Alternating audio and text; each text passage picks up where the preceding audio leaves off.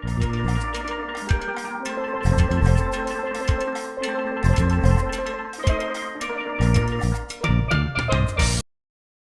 do you want to avoid in a chair?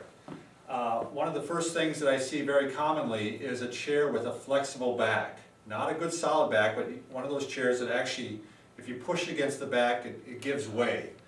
That is a big no-no. You want a chair that actually is going to give you firm support. So avoid those chairs that flex.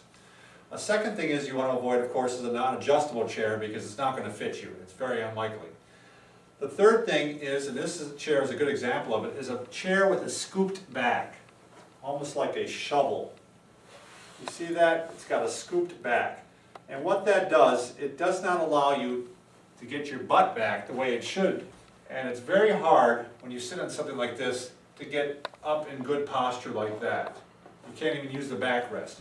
It's going to promote you sitting in a slouched posture, in a C position. And to make things even worse is if the chair has a slippery surface for material. Now it might be a plastic chair, or it could be a chair with material that the actual cloth material is slippery. Either way, you want to avoid that because it's just going to, your body's going to be fighting all day long to stay in the chair. And we want to make it very easy for it to sit upright. The last thing in the chair itself that you want to avoid is a chair with a reclining backrest.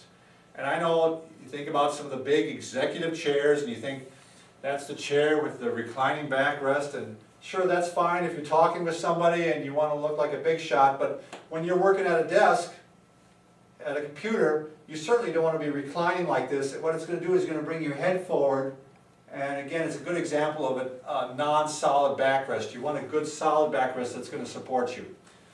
A couple other items to avoid, non-chair related, is you want to avoid having a wallet in your pocket, in your back pocket.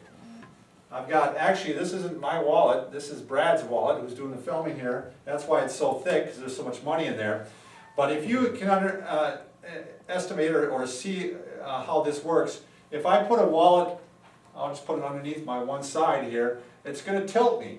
And if you do that all day long, it's going to throw your back off a bit. The other thing is there's actually nerves down there that a lot of people, if they put their wallet right in their back pocket, it goes right over the sciatic nerve, and after a while it can actually send some pain down your leg.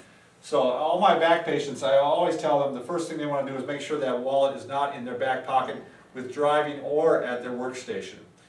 Another thing is I'd like to see you avoid crossing your legs, and by crossing your legs I mean crossing like this. This distorts your spine when you're crossing your legs and you're working.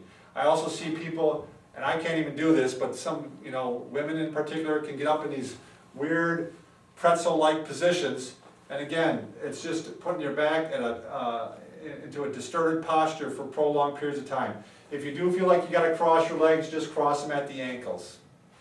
These are the things you want to avoid with your chair.